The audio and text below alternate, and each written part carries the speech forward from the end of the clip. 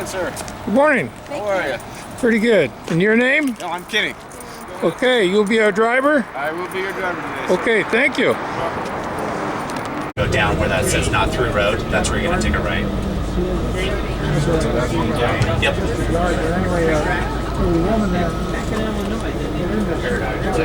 So are we not going to sit there? I guess you just park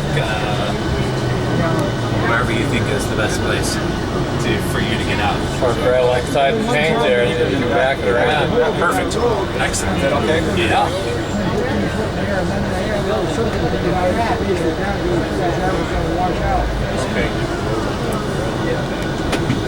So what we're going to do is we're going to have a tour of the treatment plant, but we're going to split you into 4 groups.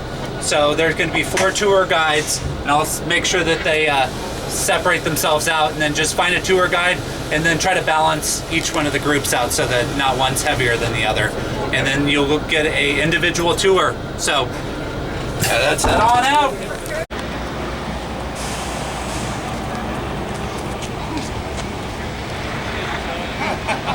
They're going to separate us into 4 groups, so let's find ourselves a group leader. There's 5 tours, so here's one of your tour guides, there's another tour guide, here's another tour guide, and tour guide. So just Where are you going? Right there, holding up this truck. Where are you guys going? See a tour guide? Jump in. You guys work here too. 55-ish. Water would flush the toilet in the house and stuff for 2 or 3 days until the water come back on again. See. I didn't take that stand down until 86 or 86 or 87. You guys ready? Follow me. Hello, my name is Jim Passanisi. I'm the superintendent. Been here about a year now. So they operate this treatment plant partially under my license, under grade 5, which is the highest license that you can have in California. So we do lots of competency tests to become certified to operate a plant like this. There's one other grade 5, and that's Bill Taylor, this gentleman over here with his hand up. And we have another grade 5 here, and a lot of our operators are either grade 3 at the lowest or grade 4 and grade 5. So these are very stringent competency tests that we take to make sure we understand water treatment technology. Not only is technology involved, but safety and administration, regulations. Lots of regulations that we have to comply with through the Department of Public Health. Used to be known as Department of Health Services. And it's now under the control of Department of Public Health. So we are required to do daily, weekly, monthly, quarterly, semi-annual, annual tests for a variety of things. There's different schedules. So our water quality sampling schedules are quite complicated.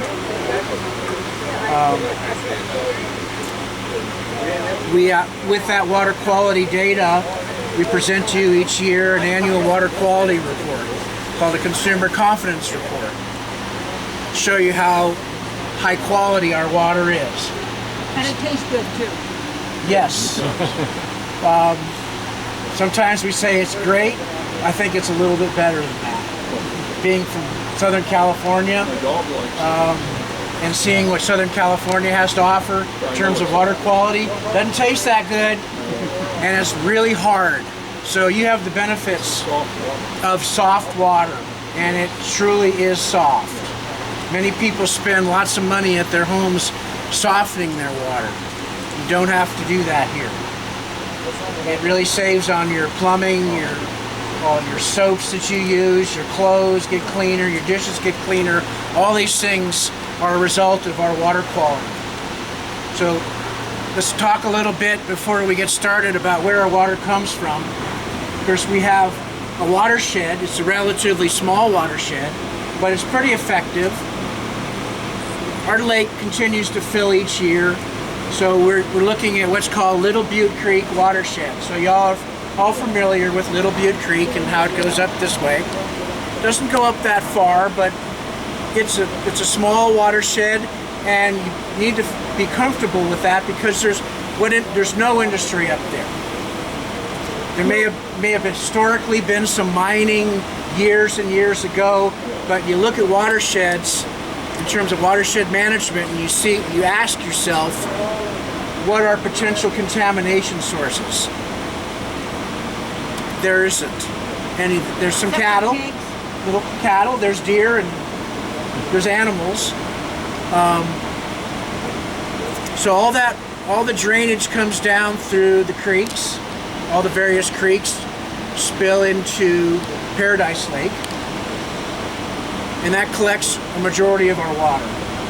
And then we have Paradise Lake, and then we have, of course, Magalia Reservoir, which is not a very adequate source, Magalia, in terms of storage, because Division of Dam Safety, the Department of Water Resources, is aware that this dam was never constructed really well. So they're very concerned about us filling that dam up with a lot of water. So we've had to lower the dam level. So we can't store a lot of water in Magalia Reservoir that we would rather be storing. We can store as much water in Paradise Lake as we want, but it all spills out at the end of in the spring. So we do lose a lot of water. And when we lose that water, it comes down here to Magalia Reservoir. But then we're required to keep Magalia Reservoir really low, so we're spilling Magalia Reservoir, other than filling it up. So you'll hear more about, you heard a little bit about that today about us. Yes, You said ma'am. there's a pipe from the Cumberland Paradise Reservoir all the way to here. There so what is. good is the water in here? What can you do with that water in here? Well, we use it at times. We supplement, we primarily take water from Paradise Lake. But there are certain times during the year when we have turbidity issues or water quality issues from that source. They're not serious issues by any means. It makes our water more difficult to treat. So we'll take a little bit of water, maybe 20 to 30% of water from Magalia, and supplement the Paradise water. If you put a bladder dam on the upper dam, you have to raise levees by Vanderbilt or someplace so the water don't run out? Well, I want to make you aware, actually the bladder dam would actually be inserted in the spillway. No, I'm not talking about Okay, that. I'm talking well, about yes it will, but it's only 3 feet. Now, it will increase the entire level of the dam by 3 feet. And will it impact Vandergrift? you did before. I can't answer that question. Rip a levee up. He may like it. There may be an advantage to him that he'll enjoy.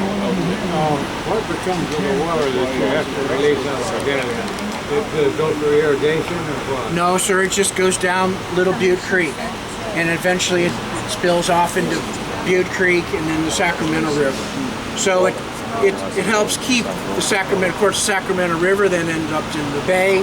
So it's important that the water does get out of Northern California into the river system and into the bay for a lot of ecological, environmental reasons. As you all aware of how important the fish are these days. Becoming more and more important and more regulated. Yes, sir. Over the last year, almost on a daily basis, I'm getting a spurt of air out of my kitchen sink faucet, and I'm wondering when I'm going to have a saucer under there and have it knock off into the sink and break. And it just happened, it started happening within the last year. Are you checking for dissolved oxygen? Is there a dissolved oxygen problem? No. Air can get entrapped in our water mains from time to time when we have water leaks, and it takes a while for the air should come out eventually. Now, if you call our customer service people, we can come out and take a look at your home and specifically and try to evaluate the air situation. It's very important for our customers to know that you should let us be aware of any water quality issues you have so that we can look into them, because they could be something serious, or they could be about your plumbing in your house.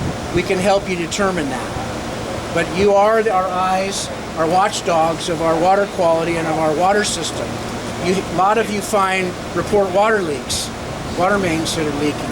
It's important that the public be aware that we really need your help to call us on situations like this. For any reason about water quality, please call our office staff. We try to respond. Water systems, all water management in California and actually the United States make a solid effort to have the same day response on looking at and responding to your requests for service. If it's not within the same day, it's definitely the next day. I would say, unless there's absolutely something really strange going on, almost every water system in the country responds within the next day. This district does that routinely. So please call if you have questions. So let's talk about, our water quality. I talked about the watershed and the lake and Magalia Reservoir, how we use it sometimes. The water generally goes to this tank here. This is the raw water tank. So all the water eventually goes into that tank. The pipeline and diversion structure that they talked about, there's a direct link above Magalia in a pipe, which is just paradise water, that can bypass Magalia Reservoir. And all that water goes from a pipe above Magalia into that raw water tank. Is that? Okay. So that saves us a lot of energy. Remember how they talked about saving $100,000 a year in savings? It's because it's all gravity fed now to that tank. So there is I'll show you a booster pump station down here at the bottom, which has some very large pumps in it. But we don't have to use those except to pump water out of Magalia Reservoir. And that's one of the reasons why we only use Magalia a little bit, to save energy and save operating costs. Well, Magalia could be full, you wouldn't have to use those pumps. Would you? That's true. Yeah. Right. If you build a new dam and build it high enough, you got free water. Build a new dam is a lot of money, you all know. We're talking, well, there's many millions of dollars, let's say that, times two. The federal government's giving millions away to foreign countries. Well, we've included the vulnerability of the dam to earthquake damage in a multi-hazard plan that the county has. So all the public agencies have reported to the county, Butte County, the hazards that we have. Dam failure is a huge hazard that they're well aware of, and this dam falls in many categories for hazards. I've heard Whether that it's just almost impossible to get a new dam built in California. It's very difficult. Most dams are being torn down, but this district is unique, and the population deserves water supply.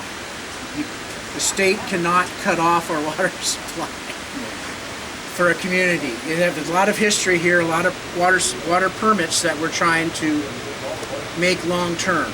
So that's potentially there's funding.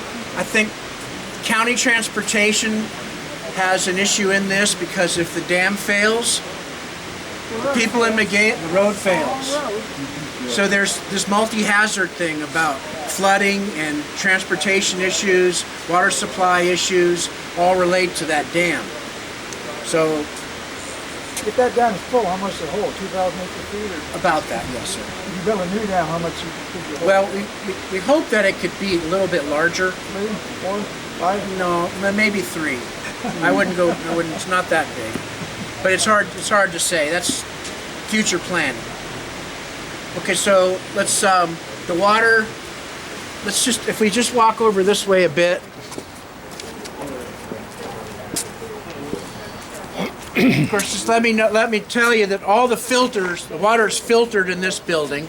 Just before we leave it, We'll come back to this building because this is where actually the water gets treated. But there's more to it than that.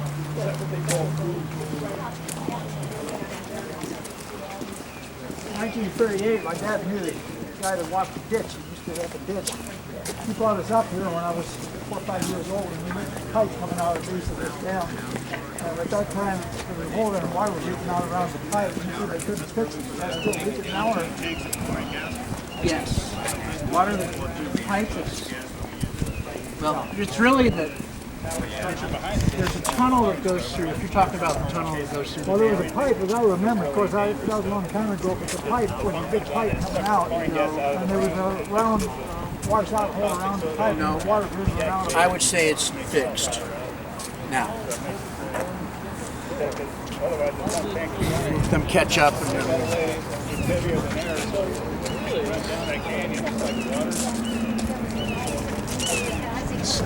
Accident I was talking about last night. The cars are all the way back to that plant. Yeah. We just pumping all the way Yes. across the dam, up along the dam, all the way to the river stream. Yes. And that was just a minor accident. It only affected one lane. Not two. Mr. Kelly, hello. Was it you I talked to on the phone yesterday? I don't think so. Through to George, okay. Somebody up here transferred me to George and I was able to talk with him. What was the question? I was just catching up. This is former general manager, superintendent of Paradise Irrigation District back 70s and into the 80s. 18 years retired. 18 years retired. So he had a lot to do with things going on here. Dealing with some difficult problems back then, as we have the same kind of problems, difficulties we have today. We're still there back then too. So remember, the raw water tank is over here, and that stores the water. That booster pump station is what was necessary to pull water out of the Magalia Reservoir. The slanted building with the skylights. It's a booster pump station. Okay, and then this building here includes a lot of pumps that help support the treatment plant process. And then this storage tank here is for our wash water from our filters. So we backwash filters. You're all familiar with the filter and you backwash it. Well, all that water eventually goes into this tank. And there's pumps in this building that actually pump it up to the little ponds that are up in these hills. They're not very far from here. But they're ponds that help settle out the solids that we remove from the treatment process. Yeah. Down here in this building is where we store our chlorine. You're all aware we're required to put chlorine in the water. And chlorine has really been, even though there are some issues with chlorine, environmental issues, there are safety issues, but chlorine really does disinfect the water, helps to remove bacteria from the water. And chlorine has been instrumental in removing diseases like polio and typhoid and those type of very, very serious diseases that are no longer prevalent in the United States. And chlorine is given credit for making those sort of diseases not impacting our lives any longer. But without chlorine, what we would experience these days could be gastrointestinal problems. We might have upset stomachs, diarrhea, because there could be bacteria in water without chlorine. Those are the kind of problems that people in the United States might experience now. How long does it take that chlorine to gas off if it's exposed to an open vessel in our house? Well, one good thing about chlorine, it's persistent. It takes weeks for it to dissipate. So it does last. Now, but if you expose it in a open container to the sunlight, it will dissipate pretty quickly. But generally all water systems are light. There's no light that can enter the water system. So when our water is in a storage tank, it's very dark in there. So the chlorine is very persistent. It lasts quite a while. We add as little chlorine as possible, but we have a state standard of 0.2 parts per million, and we add 0.8 to the raw water. When it comes out of the treatment plant process, it's about 0.6, where the minimum is 0.2. So we're really very low. The maximum is 4, and most water agencies would never want to go to 4. But we do add as little chlorine as possible. We're all for chlorine, I'm sure. And if you catch water and let it sit there for a while, the chlorine, for your own personal use to drink, yes, the chlorine will evaporate from right. your water. If you're going to use it on your plants, it's a good idea to let it sit for 24 hours and then put it on some house plants. Sometimes it matters, for sure. Doesn't vitamin C break it down almost immediately if you put... Yes, it is a dechlorination agent. Yes. Right. So, just while we're at this vantage point, this tank, concrete storage tank here, stores all of our treated water. And then the treated water comes out of the treatment plant.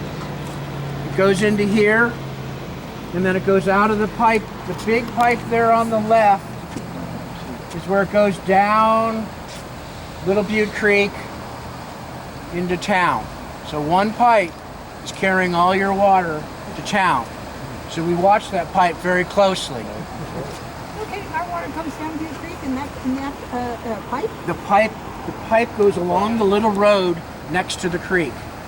So there's the creek, and then there's a road, and the pipe is within the road. It runs all the way down the creek, and it comes out at I think it's Bader Mine, just south of that, a little bit south of that, is where the pipe comes into town, into what we call the B zone. And then it goes into a reservoir which has 3 million gallons in it. From this pipe to that 3 million gallon reservoir, it gravity feeds down to the rest of the town. And then we have to pump out of B reservoir to the A zone, which is up here. So we're really only pumping to a small amount of our district. The rest of it's gravity feed, which is a good thing. Because we have then like that's a cost savings that you could have if the water's already here and you let it run downhill and then you pump it back. Why don't you just send it to A zone from here? Because of the hydraulically, because it won't. The A zone is too high, so the water can't. You always have to have head pressure to push water down the pipe through gravity. Okay. So because A zone's too high, you don't have the head pressure or the amount of pressure to float into A zone. We have to pump from B zone to A zone to get the water there. Couldn't you pump from here to A zone cheaper than you can pump from B zone? Or we have ideally we have a project to build a pump station here at this plant and a pipeline to A zone from this plant. So that is ideal for the A zone. A zone. If you have a pump unit sitting over there to pump out of the lake that's not being used, why not use that? Well, there's all lots of hydraulics involved yeah. in doing that. I guess it's probably been looked at. So. Well, no, the project is in the plan, but until we can move it up into a more of a priority thing, we won't do any engineering to figure out, ask your question about whether there are existing booster pumps we could use. But my understanding is there aren't. We would have to build new pumps. That mainline pipe used to be a 42-inch. They put cement inside. How big is it now? I'm not. I can't really How answer that thick's the question. cement? I think you're looking at least an inch, I would say, or a half inch of cement in that pipe. And cut it down a little bit. Yeah, a little bit. So, like I said, so the filters are in there. What we'll go look at. Let's talk about the chemicals. So in order to have the filtration system operating, these are our chemicals that we add. And primarily there's a coagulant, they call it. So you take the particles come out of in the raw water, there are particles. They call them turbidity. And they're colloidal solids. Okay, they're just solids. Okay, they're for whatever, they're clay or something like that. Organic matter?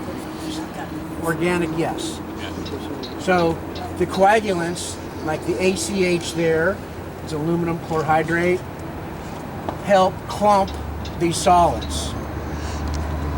When the solids clump together, the filters remove the solids in that manner. So there's two chemicals there that actually have aluminum in them, that, and aluminum is important for coagulation because it helps things clump. Iron can also be used to do that same thing, but we don't use that. Then we have some polymers that we add here also to assist in the coagulation of these solids. And then the water goes through clarification, these things, what we call clarifiers, upflow clarifiers. So that starts removing the solids, and I'll show you that in a bit, and I'll explain this again. But we remove solids through upflow clarification and then downflow filtration. Those two processes then make our water sparkling clean and with very low turbidity and make it safe to drink. And then we chlorinate that water. Now we also actually do pre-chlorination. So before the water goes into the filtration process, we add chlorine, and that helps keep the filters also disinfected. And the filters operate better with some chlorine in the water before the filtration process. Any questions? Okay. So let's walk into the treatment plant now, and we'll see the filters in our control room and a whole lot of pipes.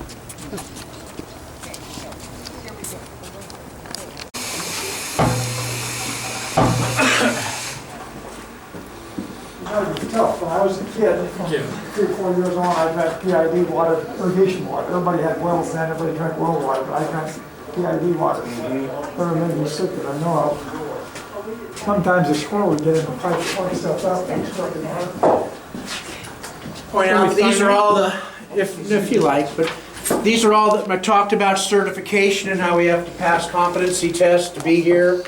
So these are all of our licenses to be able to operate the treatment plant. So I just wanted to point out this. So this is a history of building Magalia Dam. You're welcome to come by. You can spend time here, but you can come by any time if you really like to study these pictures of the construction of Magalia Dam. The dam was built. I like that trestle that they built to dump the dirt. I bet it didn't take more than 15 minutes to decide to do that. And they did it now. This is absolutely. Oh yeah, lots of dredging.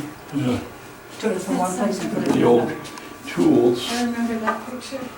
It's absolutely critical equipment for the operation of our treatment. I got a copy of it. These are blowers that help us clarify our water. We'll let you go in. And this is air that helps us operate our valves. We have automated valves, and without the air in these in these compressors, our valves would not turn automatically. Oh, I see. And then the air from these, they're called blowers. Go ahead. The tremendous creates tremendous amount of air that for our upflow clarifiers cleans our upflow clarifiers. So without this particular room engineered properly, this plant could not operate in this particular equipment. So this equipment operates our valves, our automated valves, and this helps clean our clarifiers. Okay? That was a big compressor. And now our staff, just so you know, is capable of rebuilding. If we have a failure of the vessel, we're capable of taking these vessels out. We're capable of replacing the heads, capable of doing work on all these in-house. We don't have to hire specialized contractors to make these repairs. We do them in-house generally. Jim, staffing here 24/7? We have, yes. Well, we have one operator that runs what we call fireman shift, which is 24 hours. He stays here that long. Then I'm here. We all show up at 6:30 and we leave at 4. So there's myself and Bill Taylor, the supervisor, and there's a day operator that helps Bill do maintenance. So between myself, Bill, the day operator, and the treatment plant operator, we maintain the plant. But somebody's always here. Somebody's always here, at least one person. That provides a great amount of security for our water system. We don't have to have a lot of cameras. We always have somebody here watching out. Being this is a surface water treatment plant, there could be alarms at any time of the day and night. So we have somebody here, they sleep here at night. Yep. So let's walk out this way. We'll go down the hall to the right, please.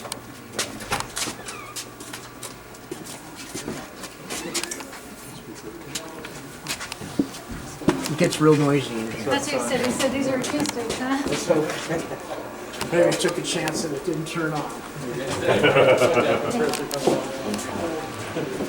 Well, this is a massive project, you know that? Getting that dam built. So this is more history. Oh my God, I'm gonna go last. I'll be slow, it's the stairs. Oh no, to the right, okay. More history of this treatment plant construction. I have better lighting.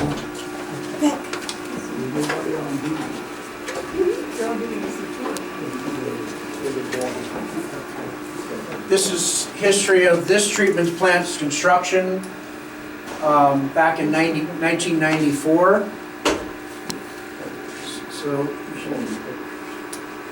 So let's walk out. Let's walk down this way, please. This is my office where I do where I do the management of the water system in there. This is our break room where our operator that stays here 24/7. He has a bed in there, break room, Wonderful. a TV, microwave, everything he needs to have a normal life while he's here. This is a good idea, all that light coming in.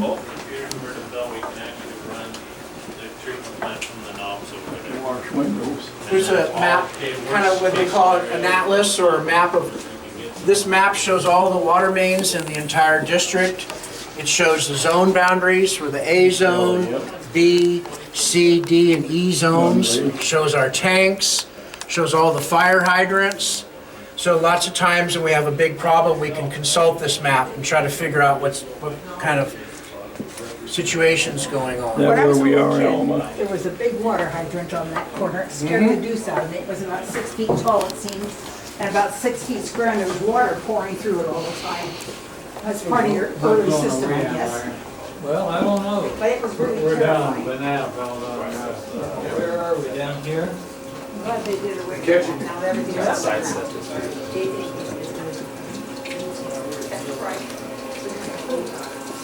Nice corner or something.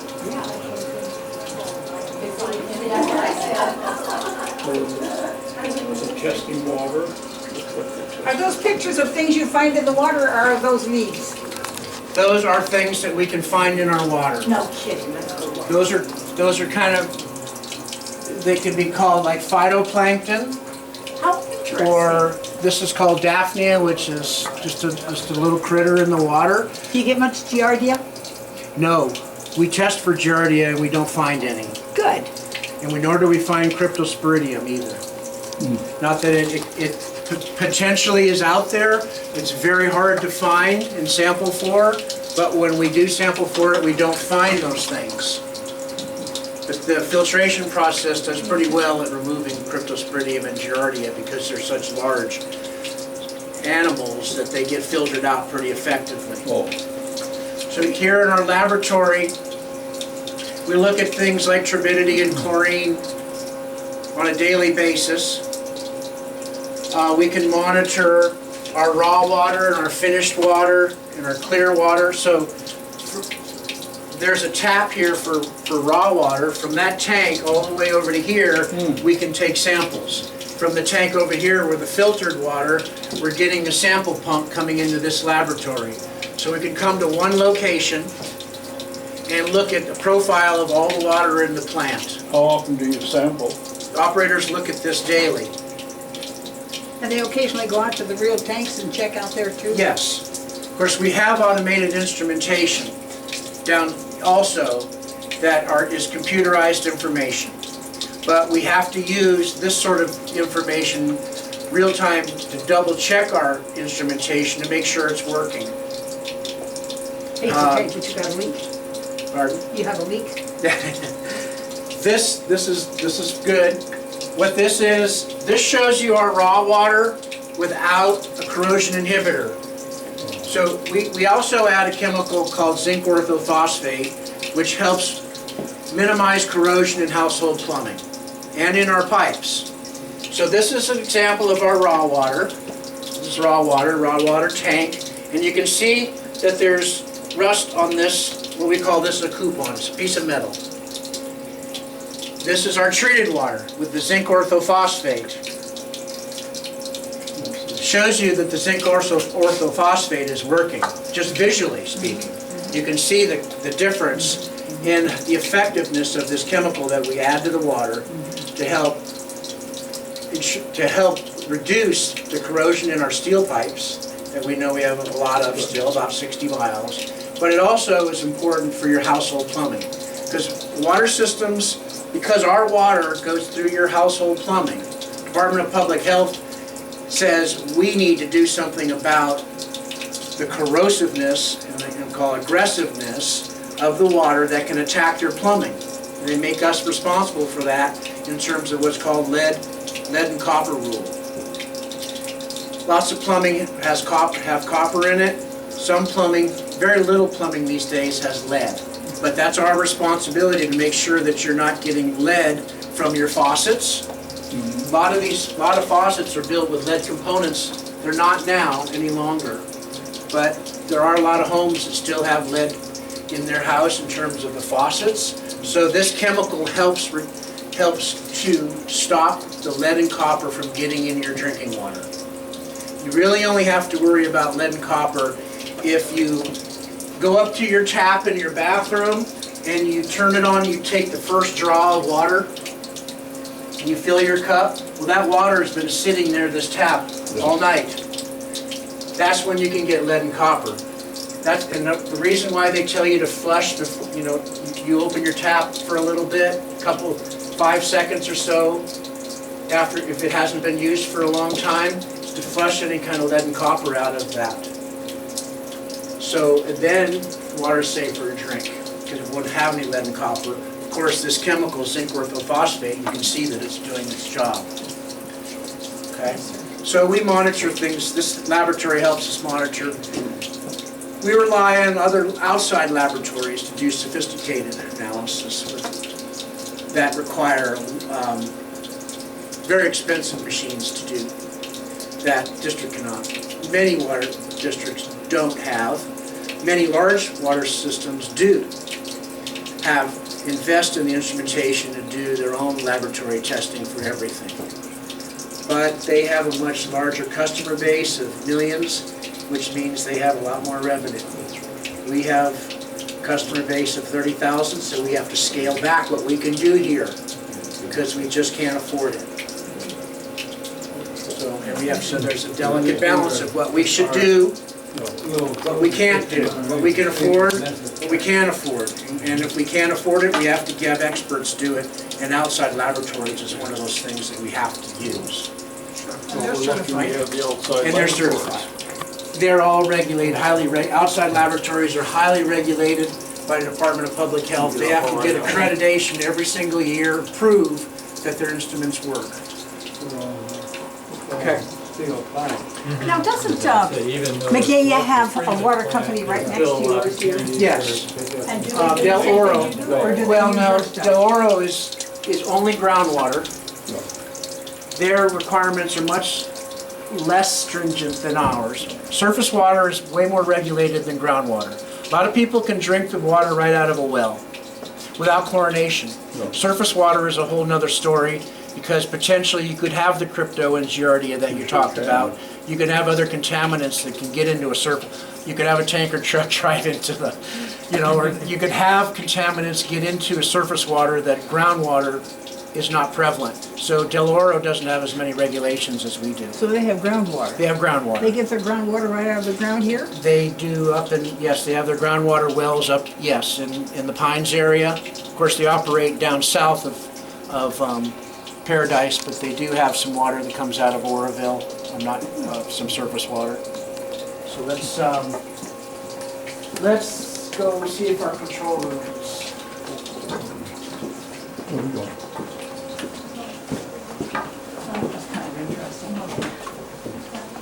Yeah, You didn't say. We'll walk Say what they do in that downstairs. building next door. Walk downstairs. Okay, I'm gonna go last for that because I'm gonna really swallow. Are we gonna come back upstairs Yeah, or are we then we'll come gonna? back up. Yes, ma'am. I think I'm gonna go downstairs. I wonder where you gonna go. Are you gonna go down? Tell me all about it when you come back up, okay? I'll film it. All you gotta do is watch the film later. Oh, you're gonna see a film down there? No, I'm filming the whole thing. I'll put it on the internet. You can see it at any time you want. Oh, okay. Go ahead, Charlie. I'll wait up here. Okay, guys. Shower and then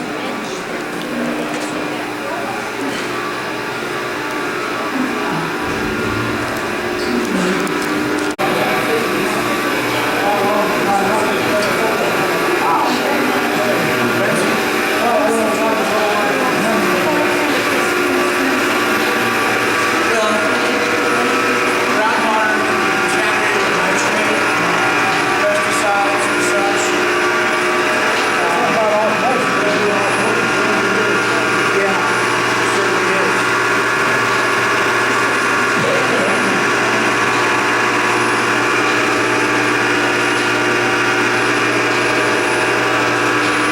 When I talked about all the chemicals that were stored in the tanks up on top, okay, these are the pumps that are pumping chemical out of those tanks and putting it in that pipe.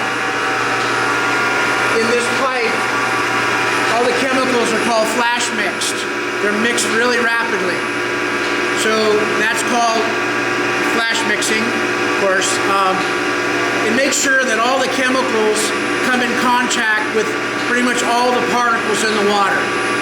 So every particle sort of comes in contact with the chemical, gets coated, and then from this tank, from this flash mixing, it goes into a very slow moving water. And as the water moves slowly through from here to there, the slow movement helps the particles become larger particles. So the little particles are here, the chemical, as they move down here, they become bigger particles, and then they go up into the filters and the clarifiers up top, which I'll show you later. So just remember that this is where all the beginning of the filtration process begins, with the addition of chemicals, the rapid mixing, and then another word they call flocculation, where the large particles become larger particles. Okay? We have certain safety things here. If we have a problem with chemicals that get it on our body, we can wash, we can flush our eyes, we can take a shower if we have to. If we follow proper procedure, it shouldn't happen, but you never know. Murphy's Law is a dreadful thing. But we generally don't have any safety problems at the plant. These are an example of our automated valves. The computer systems are controlling these valves. Remember I showed you the air compressors up top. So the air, these are air-controlled valves. So there's a lot of valves for diverting water into different directions. So you can see our raw water, try to mark the pipes. So this is paradise water primarily. It goes in the bottom of our clarifiers. It goes up through a media, through the clarifiers, and then it goes down through filters. There's a clarifier here, and a filter here, and a filter there. So,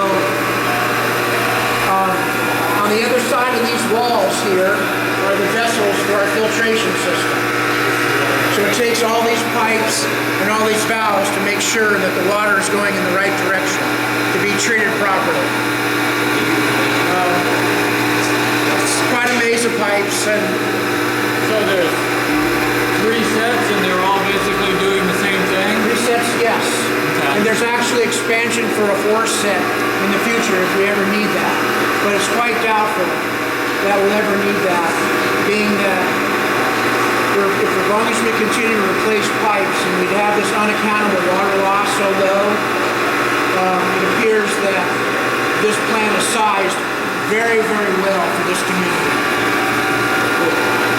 But with development, who knows? It could be development, and it could require an increase in capacity. What percent of capacity is being utilized right now by each one of the three? Okay, so the plant's at 22 million. Today we're operating at 11 million. And so, 50%. So one of these units can do how much? Well, each unit can do about 6.5. So you've got about 18. Yeah, 22. Now in the winter, we're down to 3 million gallons. In the summer, we can go as high as 16, 15, and we have a 22 million capacity. Okay, This sounds silly, but if you were to have a drop of water you could trace from coming through here to going through the whole system and going into the town pipes, how long does that take? Well, Is it like it's done in a half an hour, or does it sit there a long time? Or? it would be more along lines of 4 to 6 hours, Okay. something along that. Yeah. To get through the treatment plant, maybe an hour. But then it sits in this concrete tank out here, and you want it to have detention time. You want it to sit there, and then it goes into the pipeline. So It's moving through here it's pretty moving. fast then. All the water is constantly moving. Yeah. And that's what you want. You want water. You never want water to stop. Really, you always want it to keep going. If they're like putting a sewer system and they put more houses in, how much more water would you have to have? See, if they put a sewer in right now, you only have a house on a half acre. If you put a sewer in, there's a house, 2 houses on a half acre or more, you know. But there's no water in it. Every household, there's a factor of, in terms of per capita per day, we're at about 200 gallons per capita per person per day.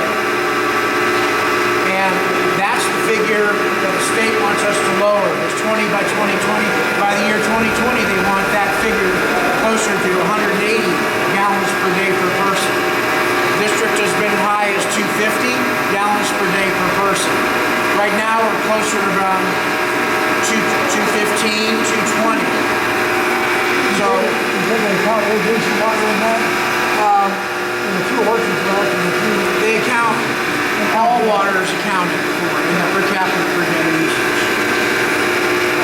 I mean, irrigation water wouldn't go against the 200 gallons. No, it does. It does. It's all averaged. Because irrigation is landscape. They want people to control their landscape water. They want people to install drip irrigation. They want to use outdoor irrigation water efficiently.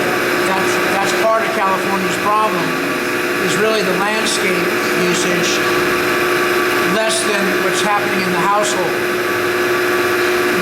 People don't just turn on their taps in their house and walk away.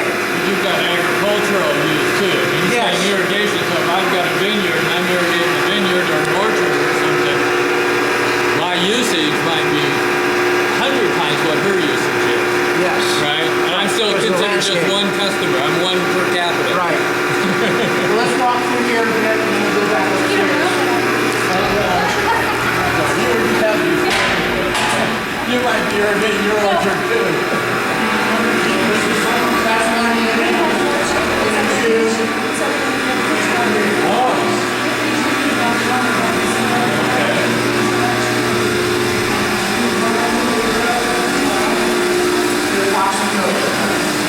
This is an example of our automation, where it's online, continuous, real-time information.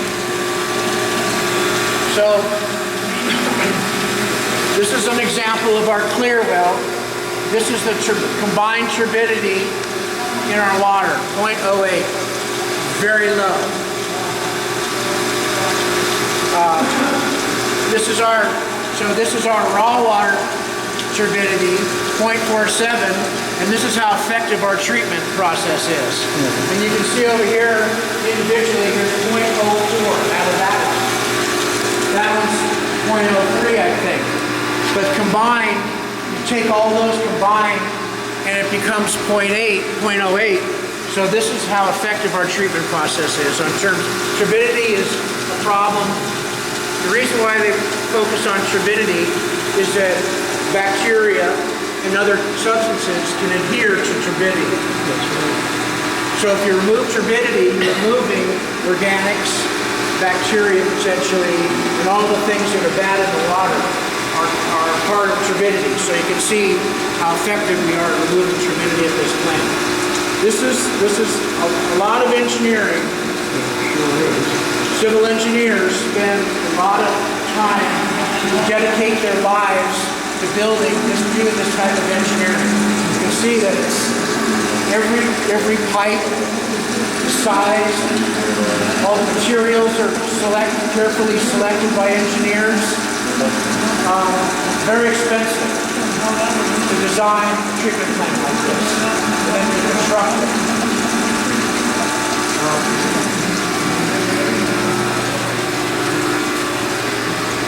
This is so that was turbidity. Here's our chlorine. So we're adding, this morning I saw our chlorine at 0.8. This is our pre-chlorination. So this is what we're adding to the water at the beginning of the process. But there's very little chlorine demand in our water, we call that. So what's coming out is about 0.8, so there's a little bit of chlorine being used in our water, which is good. If we were using a lot of chlorine, that would be bad because you're oxidizing then chemicals and such. So it's part of what the operators look at, use this as a tool just to make sure there's no contaminants in our water. Because when there are contaminants in water, the chlorine combines with it and it can be used up. So we don't want our chlorine to be used up. If it does, we think it's a problem. Okay, we can walk back this way.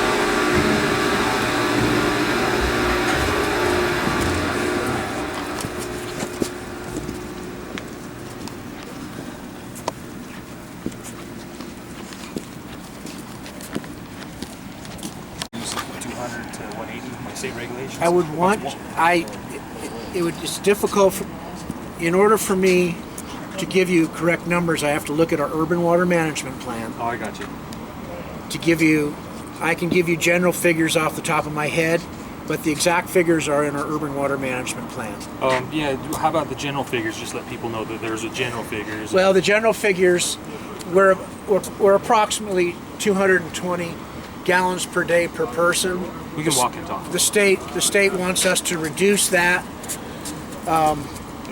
and the district is doing well in reducing our per capita per day usage down to what the state requires for 2020. Now, why is it that requirement? That requirement is so California can live within its own water resources. They know that water conservation can help if when done effectively, but done by a majority or almost everybody in California is affected by water conservation. They know that we can extend our water supplies. And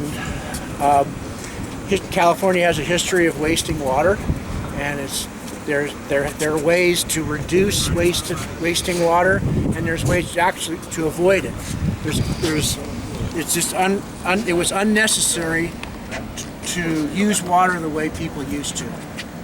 Jim, I don't remember the elevation of the spillway lip, do you? No. 24 something, 25 something? I thought Paradise, you remember the elevation?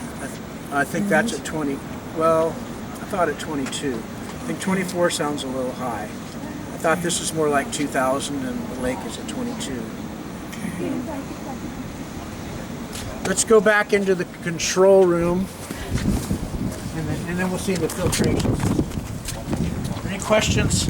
Is everybody kind of getting an idea? The stuff that they pump up to the settling plants up there, where does that? We're not going to see the ponds today. But then it comes out. Remember this tank here. Okay. The water that we clean our filters and our clarifiers with is called wash water, and the regional board calls it wastewater. Right. All that water goes into this tank with no roof on it. Then it's pumped from this tank up to the ponds. Where it settles and then it Right. goes back to the reservoir later. Right, and the whole project is to, then from the ponds, it goes into Magalia Reservoir. So what we want to do is not dump into Magalia Reservoir, but to take the water back in the plant and use it. Have you already mentioned the wetlands concept? No, I know that is an alternative. In our world, we look at alternatives in terms of how feasible they are. The regulatory components of an alternative, the cost, and having a wetlands absolutely is an alternative, but we would still have to have an NPDES permit. I believe our operating costs would go up. Where's the area for the wetlands? Pardon, sir? Where would the area be for the wetlands? Well, there's difference Between of the two opinion. reservoirs? At board meeting last night, there's differences of opinion on where the wetlands could be. George Barber believes the wetlands could be part of Lake Ridge Botanical Garden or Kudalink, but Mr. Kellogg thinks that, well, that maybe Magalia Reservoir is a place for wetlands. Well, putting wetlands, George had a lot of pullback on putting a wetland in our reservoir. Once wetlands are established, they're there for basically ever. Environmentalists don't let you take away wetlands once they're there. So if we put a wetlands in, it worries me if we would put a wetlands in Magalia Reservoir as part of reservoir, it really ties our hands on what we can do with Magalia Reservoir in the future. Okay, because we've established a wetlands there, which makes us have more regulations to jump through and more restrictions in our ability. If we were ever able to reduces our flexibility in other future projects. It's something we should consider because we have to review all alternatives that are feasible. But then you have to compare all these alternatives on a cost-benefit basis before you can select one. So did you say there was botanical gardens that you're considering that are up? No, there's the community of Magalia and the Parks and Rec District are in the process of putting botanical gardens up there. The district is only peripherally involved. We're not really involved, but because they're another public agency, there may be assistance that we could provide, but yet we have not. There's nothing. There's no direct nexus, except potentially this wetlands concept, where we could provide water to the botanical gardens. So that's what's on the table right now. But it's the Parks and Rec that's doing the botanical gardens. We do have a board member, Mr. Kellogg does sit on the board, our board, and also he's on the committee for the botanical gardens. So he's our liaison between them and this district board.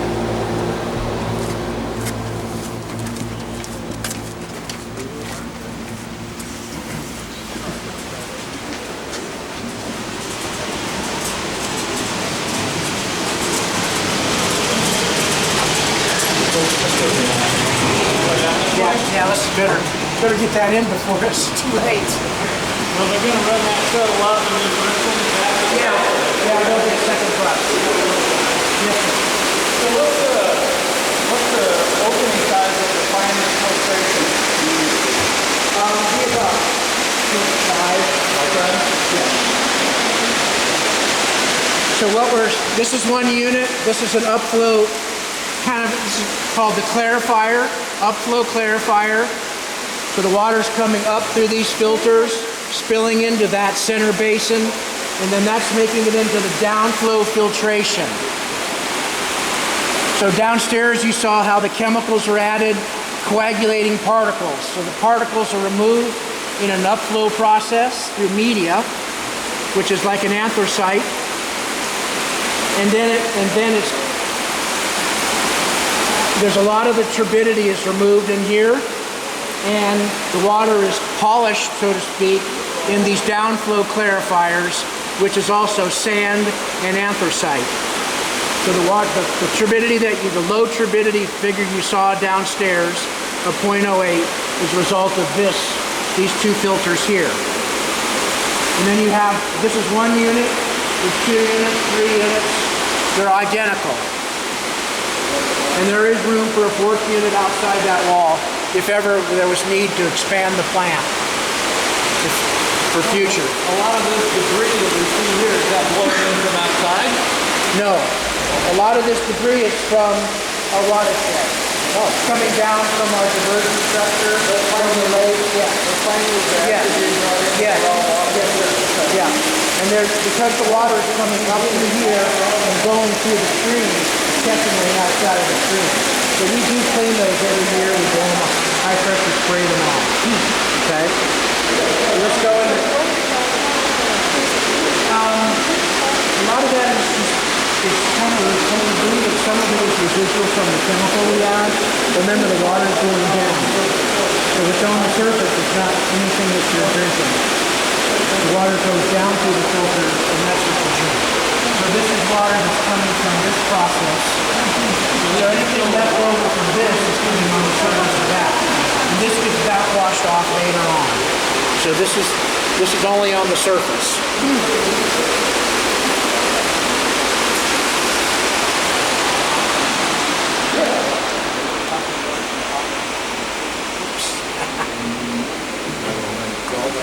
Just listen to it.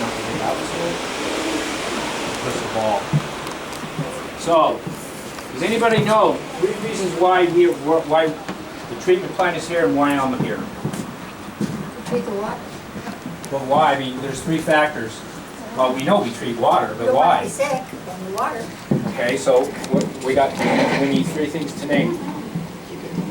Huh? Keep it clean. So, okay, keep it clean, that's for domestic. Save it, protect it, and monitor it. No, there's 2 more. Clean it. No, there's 2 more. Oh my God. What do you guys do every day when you walk out your yard and you... Sprinklers. Irrigation. What's the 3rd one?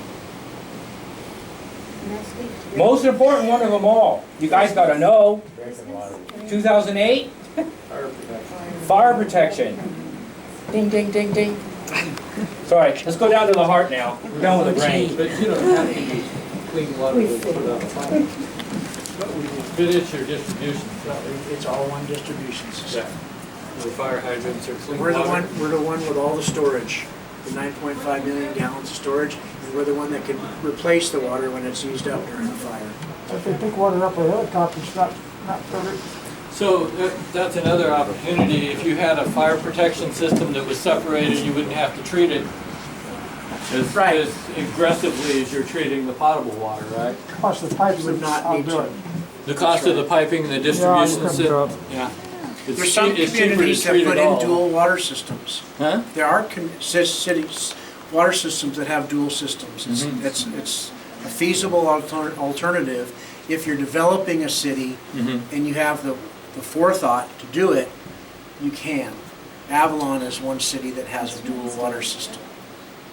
Okay, So retro, it's not, retrofitting. not so feasible. There's communities that if they have no other choices because of mandates, like we're talking about, they have no other choice, they have to do something, that might be the feasible alternative to retrofit and install pipes. But all that's weighed against all these other alternatives. Sometimes it could be the most cost beneficial way for some communities to do that. It's not ruled out. Like using gray water for irrigating the golf courses. I mean, there are ways to do that reuse the water and save the water. Water for wastewater treatment plants. Right. Yes. So in this particular room, this is our control room. And inside this particular cabinet are computers that have the programming to operate this treatment plant. I won't show you that computer, but it's a little box about this big. And they're getting smaller. They're called PLCs. They're programmable logic controllers. People that operate a program thing called SCADA, which is supervisory control and data acquisition. So the supervisory control is actually the computers supervising control, and then we can actually, operators, supervise the control of the SCADA system. So, and the other part of it, and data acquisition. So the computer also is storing all this data from our instruments downstairs, all the flow rates, all these gauges and stuff. The computer is storing all this data. So we have history of all the process. Each process we can monitor. And let me show you some screens. Here's an example of some trending data. The computer is generating all this data. And all these lines are very, very important to the operators. They look, the operator that sits in this desk, this is all of our tanks up here, and this is water quality down here. So the operators are looking for, they say, well, this is normal. Okay, and this, they look for things that aren't normal. They know it's normal, and they say, okay, fine. But they also know when things are not normal. What's the flat blue line?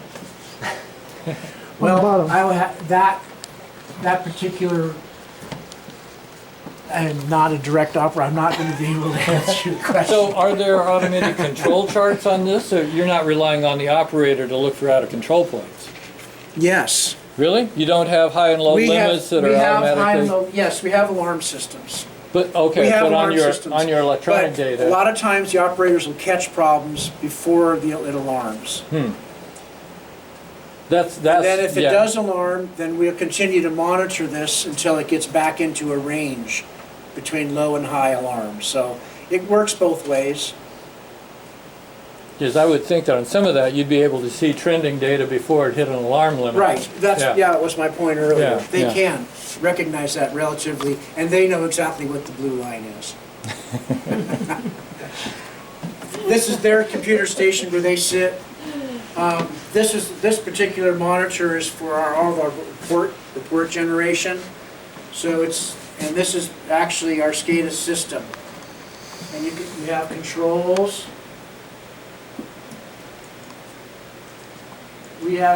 This is from all of our tank sites, we have telemetry reads, wireless telemetry reads, giving us tank levels from all of our tanks. These are all of our tanks. All of our tanks, these tanks are all full. So we have graphical image. Not only do we have trends, but we have graphical visual images to say, no problem, we can see it. And then of course right here is the actual value level in the tanks. If these pumps are currently off, they're red. You turn them on, they turn green. Okay? There's control switches. Double click on that. That's your screen to control those pumps through the computer.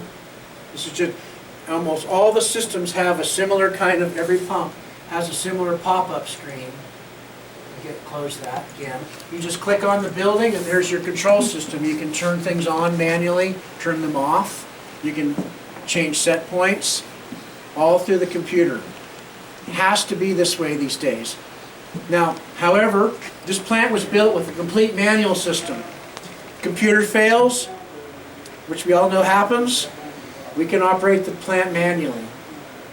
Not only do the operators know how to do this, but they also know how to operate the plant by hand. Very important. We keep a lot of, because it's computerized, we make sure that nobody from the outside world can get into our computer system. It is a closed system. There's no internet coming in here, except to Bill's computer, which has nothing to do with this plant. There's no way for an intrusion, a hacker, to get into our SCADA system. Some water systems are not as adamant about avoiding that as we are. We won't even transmit data from here to the district administrative office because people could potentially hack into the district administrative office computers through our however, and we don't want that. We don't even want to think about having a connection between this plant and anywhere in the world. So no, it's not possible to hack in and try to change anything. So it's an important decision, policy decision made by the district to avoid that. And there's lots of other types of screens. Particular process overview screen looks like a lot of spaghetti, but you really have to, in order to really understand this plant, you have to just start fixing things. It's the best way for operators to learn. Because when they have to fix something here, they understand what this pipe is, and this pipe. Then they fix something over here. Well, then they truly understand what these pipes are. And then they go, well, now I understand the connection between. So it takes operators quite a while to learn. We take the competency tests, yes, but in order to really learn the plant, you get some training, but you really don't understand it until you go through several years of issues and fixing things and understanding the relationship between all these different parts of the process. So it is quite a difficult job they have.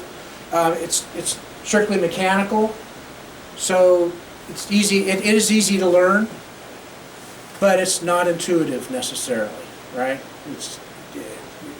And even if you work at one plant, for a huge plant in Metropolitan Water District, you try to come here, you have to learn this plant. I have some skills, but their plants have nothing really to do with this plant. This is a very unique plant, like all water treatment plants are. So these operators really earn their wage. And then, of course, we have, I won't push test because you're going to hear lots of noise. But you might get a high turbidity here and so this light will start flashing, these horns will start blowing, and the operator will come in and check out what's wrong with this. Lots of times it's part of the process, it means nothing, they just acknowledge it and go, it's normal. Other times they don't expect it and it could be a problem. Back here we have all the books, operating manuals, manufacturing manuals, safety manuals. I take care of all these safety manuals. I've updated all these since I've been here. Just a resource for us to fix problems if it occurs. And of course, one of the key plans is our emergency response plan, which better be,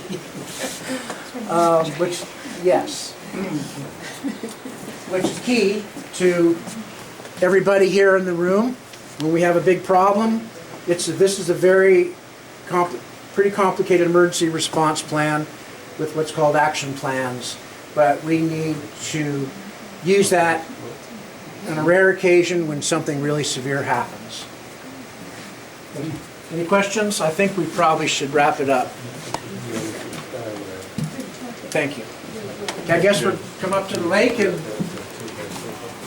I think they have a barbecue going on. So that will be very special. Yes, just about this way, same way.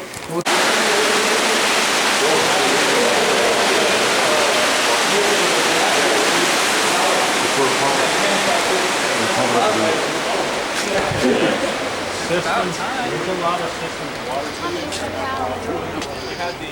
Oh, there you are. Can't complain. No. That's what happened.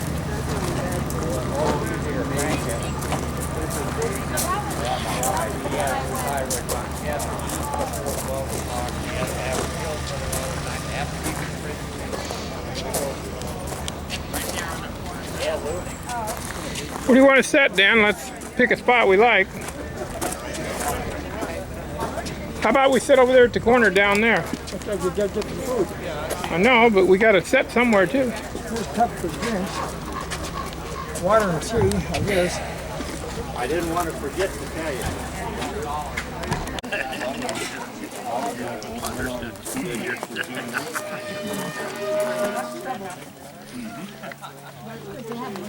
There are people that get off at When we went up to working for a man who got married, and his wife was like, wow, that's wonderful. that's why I met you. Those 4 old guys.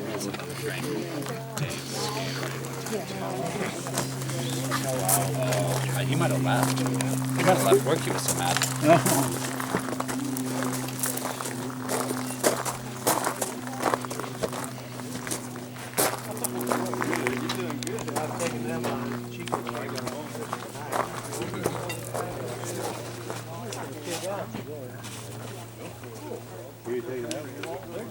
They're doing some business, seeing some new business.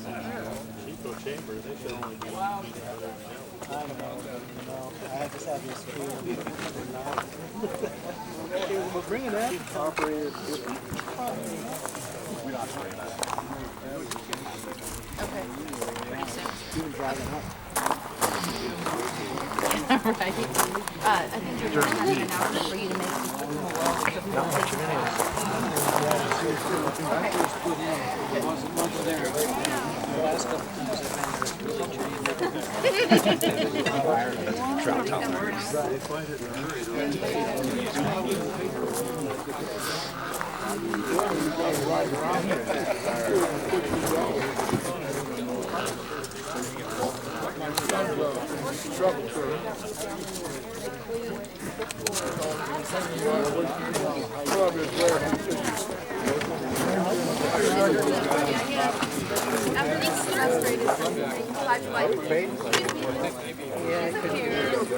She changed her mind.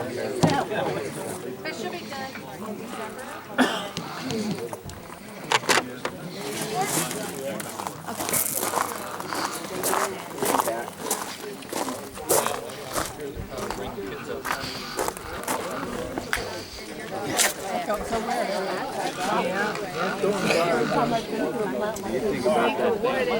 Yeah. I like the new idea about all the kayak that are they're all removed. Large overall quantity.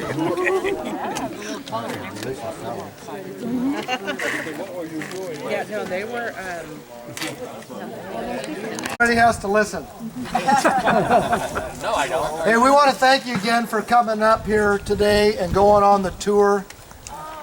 We hope that everybody enjoyed themselves and learned some things. Yeah. Okay. Thank you. This is very Oh, nice. absolutely. And while we're in a clapping mode, you know, there's a lot of people that behind the scenes that put this together, but especially today, Sanjay and Clint, our cook crew, and Georgianne. Great job, guys. They work really hard at this and putting this together so that everybody can enjoy a nice lunch at the end of the day. We always get really lucky with the time of year. Our weather is almost always really nice. We hope to be able to continue this yearly. If you have some friends or some people that you think would really benefit from this and enjoy it, you know, spread the word so next year, excuse me, this year that bus filled up probably quicker than it ever has, which is great. But there's some folks that didn't get to come because there's only so much room.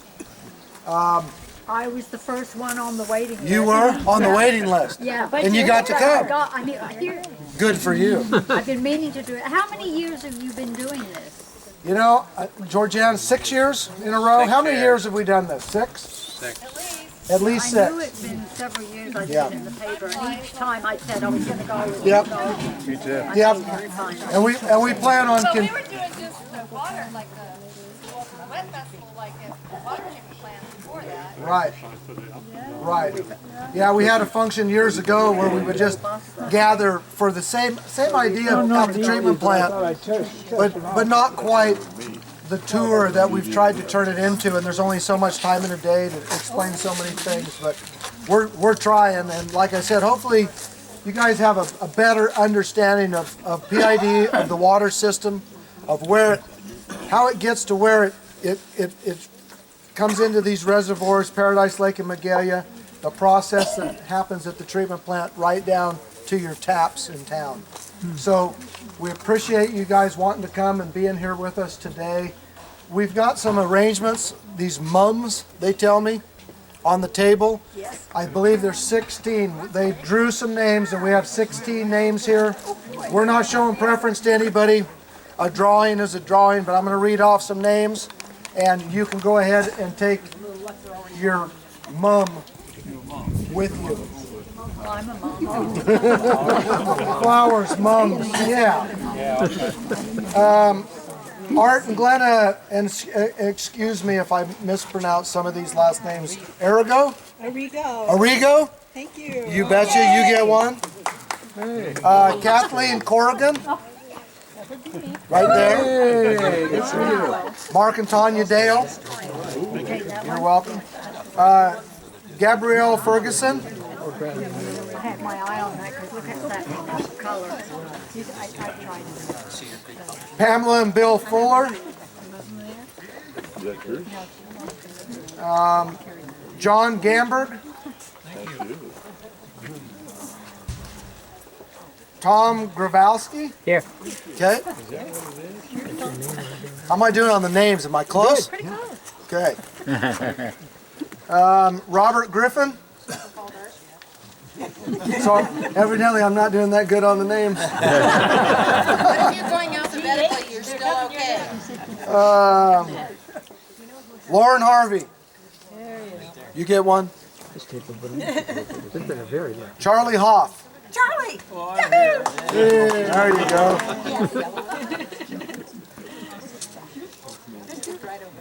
Sarah and Colby Knox. Okay.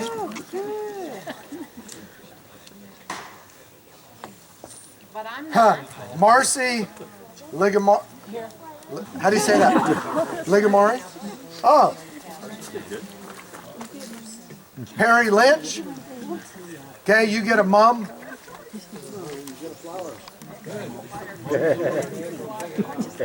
Stuart Scarin or Scarin? Stu. Stu? Stu gets a mum. You won one. Yeah. Ron and Joanne Stratton. And Victoria Worthington.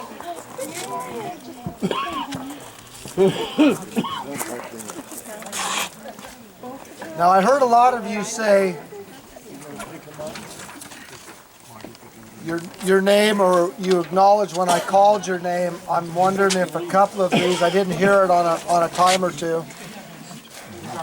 Got you? Okay. Hopefully everybody that got one is here. If not, and we have a plan or two left over once the last bus leaves, we will figure it out then. How's that? Okay. All right. What we're gonna do is, everybody just about done? Had some dessert? Yep. Okay. What we're gonna do is get as many people onto the bus now as we can to take the first shuttle back. Then we'll do a head count. Some of us will take extra people with us in our vehicles to where the bus only has to make one more trip. We're gonna go back down to the treatment plant. You'll get on the Greyhound, and then we'll go back to the office. And if you've left anything in the boardroom, or you need to use the facilities, the restroom, or whatever before you get in your car, you're absolutely welcome to do so. So once again, we appreciate you guys coming today, and I hope it was very enjoyable for everybody. Thank you.